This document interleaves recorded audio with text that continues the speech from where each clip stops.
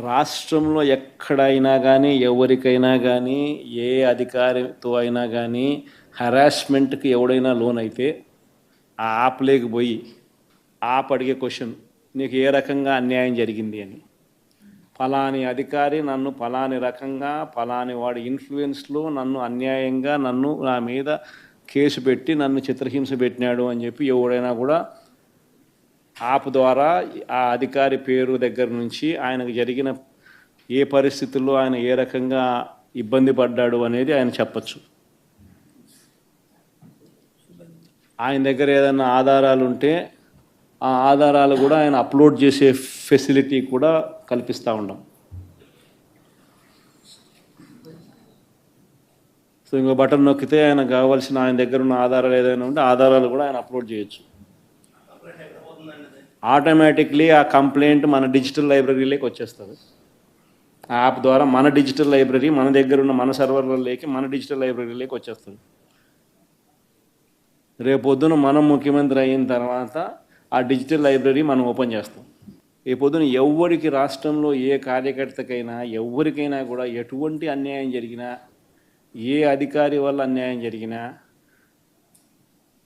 వాళ్ళ పేరు ఏ రకంగా అన్యాయం చేసినాడు, ఎవరి ప్రోద్బలంతో అన్యాయం చేసినాడు, ప్లస్ నెక్స్ట్ బటన్ మీ దగ్గర ఏమైనా సాక్ష్యాలు ఏమైనా ఉంటే ఏమైనా అప్లోడ్ చేయాలనుకుంటే చేయండి. వీడియోలు కానీ నీకు ఇంకా వేరే సాక్ష్యాలు కానీ ఏమైనా ఉంటే మీ దగ్గర ఉంటే మీరు చేయండి. సో అవి కూడా ఒక అవకాశం. అవన్నీ ఆటోమేటిక్లీ మన సర్వర్లలో మన డిజిటల్ లైబ్రరీలోకి వెళ్ళిపోతుంది. మనం వచ్చిన తర్వాత అవి ఓపెన్ చేసి ఎవడెవడైతే మన కార్యకర్తలను అన్యాయం చేసినాడో వాళ్ళందరినీ కూడా చట్టం ముందర ఏ రకంగా నిలబెట్టాలనో ఆ రకంగా నిలబెట్టించి అందరినీ కూడా సినిమా చూపించే కార్యక్రమం మాత్రం జరుగుతుంది. వాళ్ళు చేసినవన్నీ కూడా వడ్డీతో సహా ఏదైతే నువ్వు ఎత్తుతున్నావో అదే పండుతుంది. ఎక్కడో కూడా మనం అన్యాయం చేయడం లేదు. ఏదైతే మీరు ఎత్తినారో అదే రేపొద్దున పండుతుంది. చక్కెర వడ్డీతో సహా చెల్లించే పరిస్థితి వస్తుంది. అదొకటి ఖచ్చితంగా నెక్స్ట్ 10 రోజుల్లో రిలీజ్ చేయబోతున్నాం.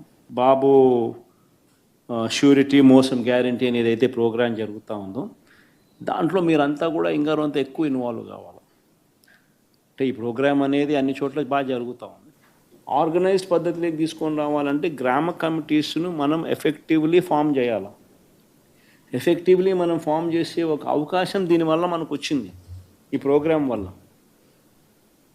ఈ ప్రోగ్రాము ఎందుకు ఎంత బాగా ఉందంటే ప్రతి చోట కూడా చంద్రబాబు నాయుడు చేసిన మోసం అనేది క్లియర్ కట్గా కనిపిస్తూ ఉంది.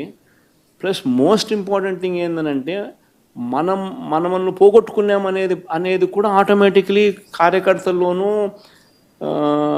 శ్రేయోభిలాషుల్లోనూ ప్రతి గ్రామ స్థాయిలోనూ కూడా అది విపరీతంగా కనిపిస్తుంది.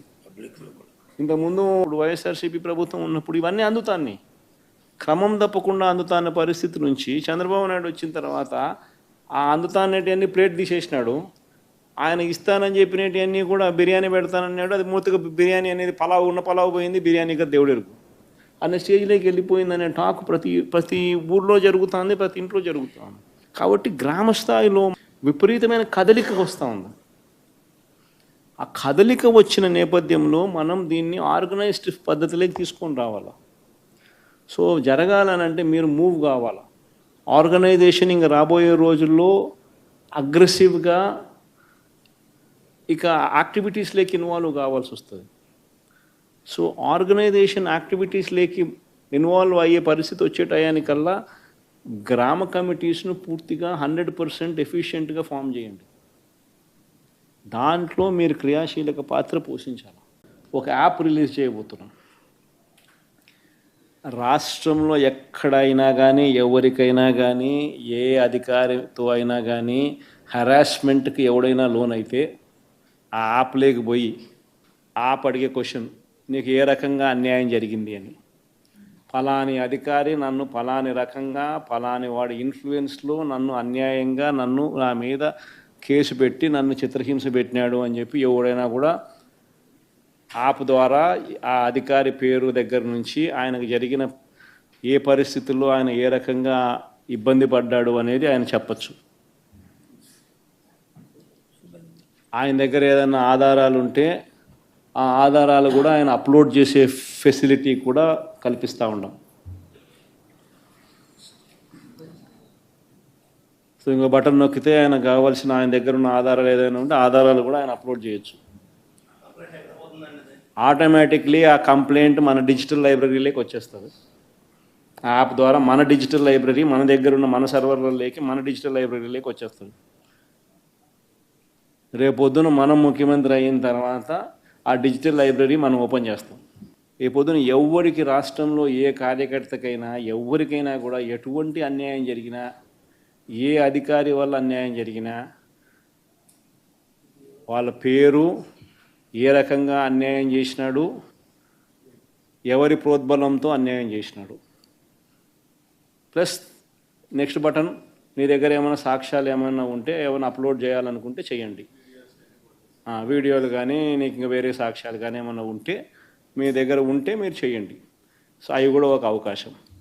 అవన్నీ ఆటోమేటిక్లీ మన సర్వర్లలో మన డిజిటల్ లైబ్రరీలోకి వెళ్ళిపోతుంది.